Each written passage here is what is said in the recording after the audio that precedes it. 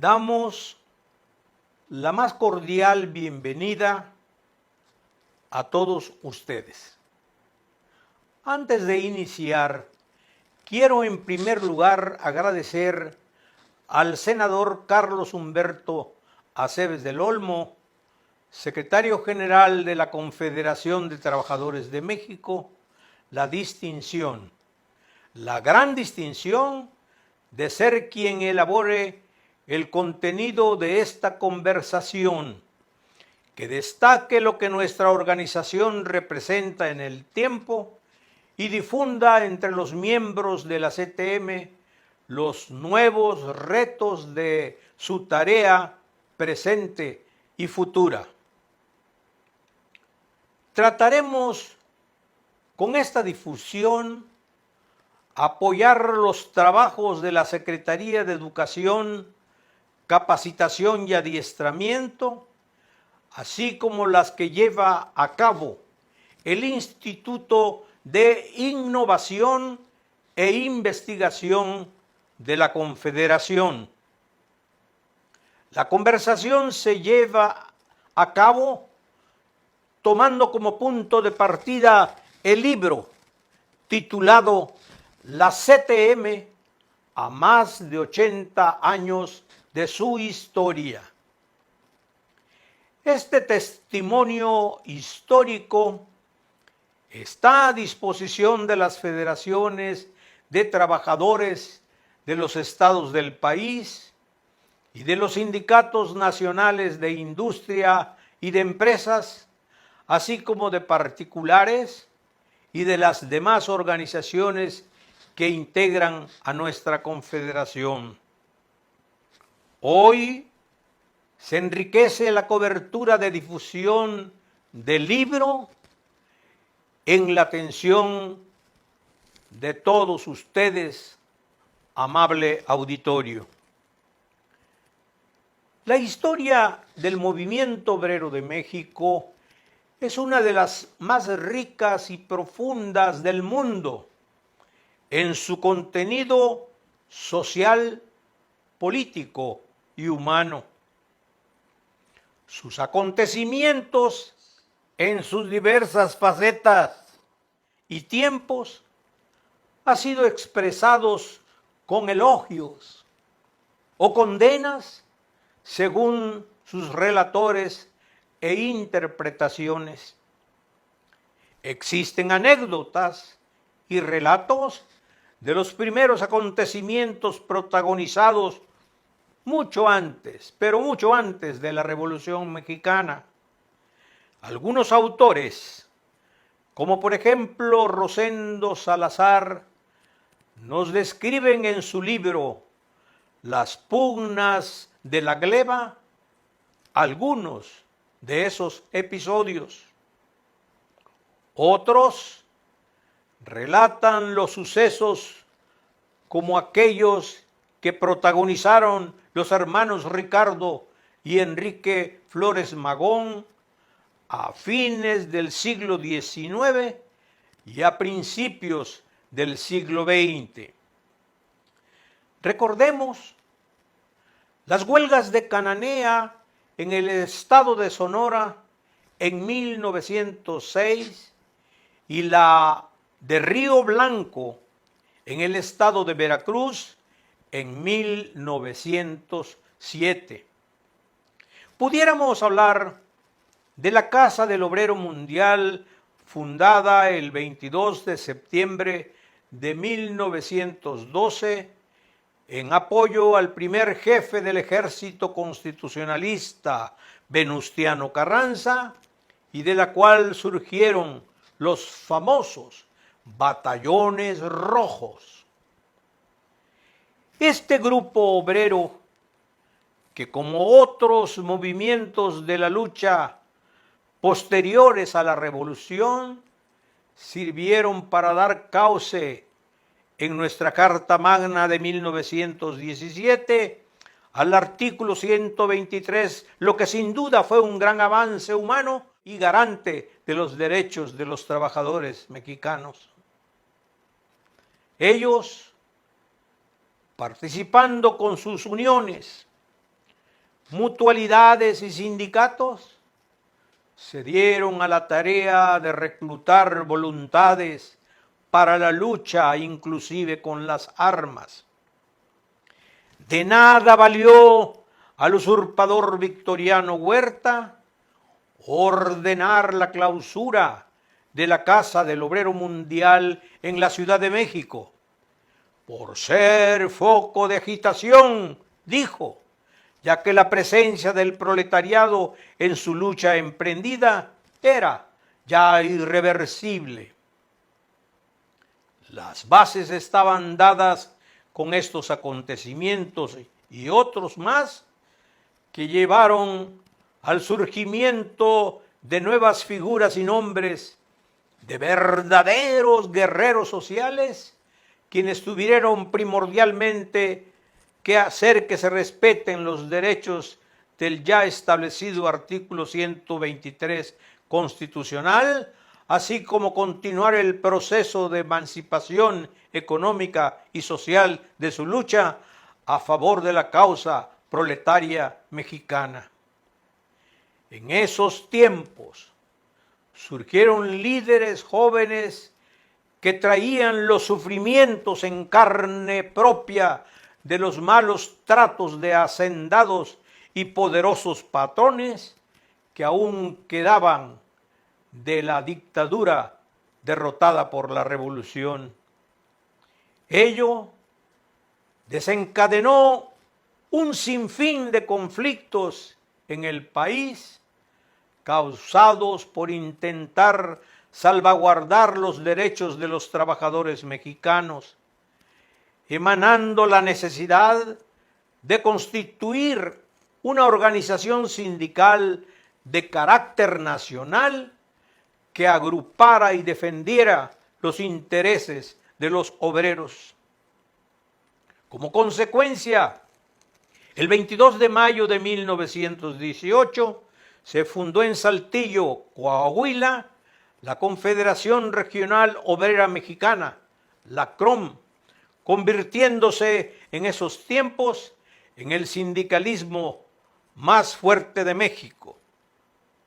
Al frente de esta organización estuvo el político mexicano Luis N. Morones, quien había sido secretario de Industria, Comercio y Trabajo y miembro del Partido Laborista Mexicano. En 1929, un joven, Fidel Velázquez, dirigía la Federación Sindical de Trabajadores del Distrito Federal, perteneciente a la ya mencionada CROM. Fue al calor de su labor como dirigente de esa organización que junto a otros 4 líderes, Alfonso Sánchez Madariaga, Jesús Llurem Aguilar, Fernando Amilpa Rivera y Luis Quintero, formó el grupo conocido como los 5 Lobitos. Pusieron primero los 5 ositos, porque un compañero aquí de la nación nos regaló unos muñecos parecidos a los ositos y a cada uno de nosotros nos regaló un juego de 5, ¿no? Pero después Morones nos puso los 5 lobitos y cuando nos separamos de la CROM nos auguró lo peor de nuestro futuro, ¿no?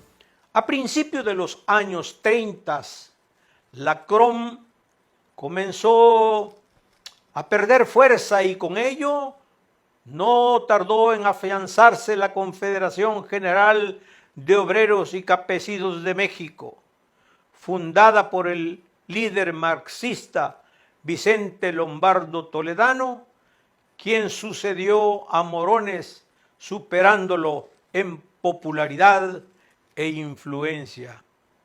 Por consiguiente, don Fidel Velázquez comenzó a desligarse poco a poco de la CROM, pero aún así sostenía que Morones era un gran líder, incluso más que Vicente Lombardo Toledano.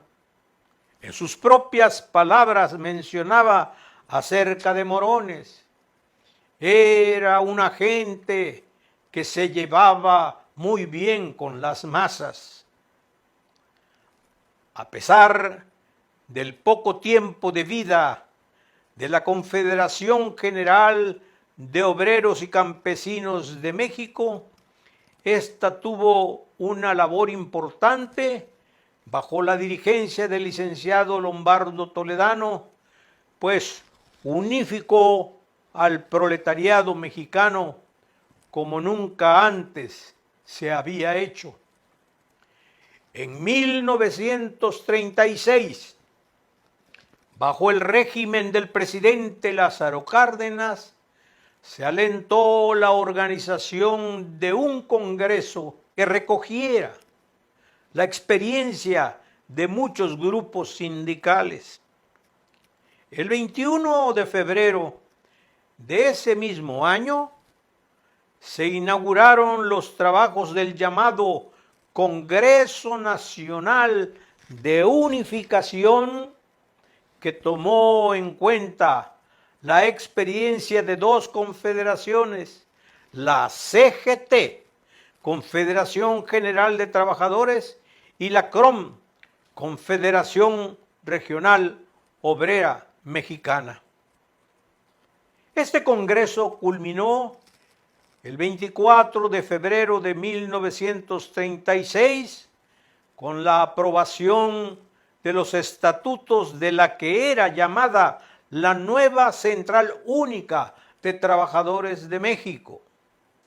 Ese mismo día, el Congreso Constituyente de la mencionada central declaró la creación del único organismo conformado por trabajadores de toda la República Mexicana, la Confederación de Trabajadores de México, la gloriosa Confederación de Trabajadores de México, la CTM.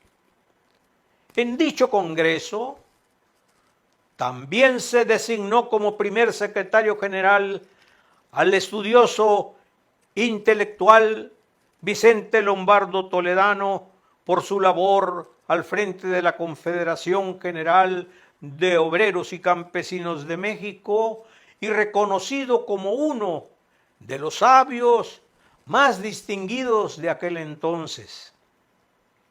Indudablemente, Lombardo Toledano jugó un papel importante como preámbulo de algo que vendría después con tantos hombres y mujeres leales a las luchas sociales emprendidas desde los primeros días de la CTM, y que al correr de los años se convertiría en la más importante central obrera del país por su prestigio y fortaleza numérica, que aún se conserva actualmente y que este año 2020 cumple 84 años de existencia. Por ese entonces, y con mayores fortalezas y una confederación de trabajadores establecida, el movimiento obrero mexicano, bajo el régimen del presidente Lázaro Cárdenas, se abrió un amplio espacio de participación para hombres y mujeres integrados a las luchas sociales emprendidas. La CTM nació con las banderas de reivindicación social, de libertad sindical y de una lucha en principio un tanto anárquica, si se quiere, y luego de la dirigencia de Lombardo Toledano, esta luchó contra ideologías del viejo continente. La ideología de lucha proletaria y el pensamiento internacionalista y marxista de Lombardo Toledano resultó determinante para la estructuración de la Declaración de Principios de la CTM durante los primeros años de su existencia. El manejo cotidiano de la CTM estaba en la Secretaría de Organización y Propaganda, en manos de don Fidel Velázquez, el cual era el segundo de Vicente Lombardo Toledano, dado a que éste no tenía sustituto. Don Fidel tenía como misión concretar y constituir las federaciones y sindicatos nacionales, y de acuerdo con el estatuto de la CTM, recorrió todo el país con la motivante de cumplir el cometido que en sus propias palabras en una entrevista su persona mencionó. Cuando la CTM se constituyó, lo hizo para unificar al movimiento obrero, entonces muy disperso. A partir de 1936, don Fidel Velázquez era quien tenía el contacto directo con los dirigentes de los sindicatos y federaciones. Era él quien normalmente presidía las asambleas ante la ausencia de Vicente Lombardo Toledano, el cual por su vocación internacionalista salía constantemente del país como secretario de la Central de Trabajadores de América Latina.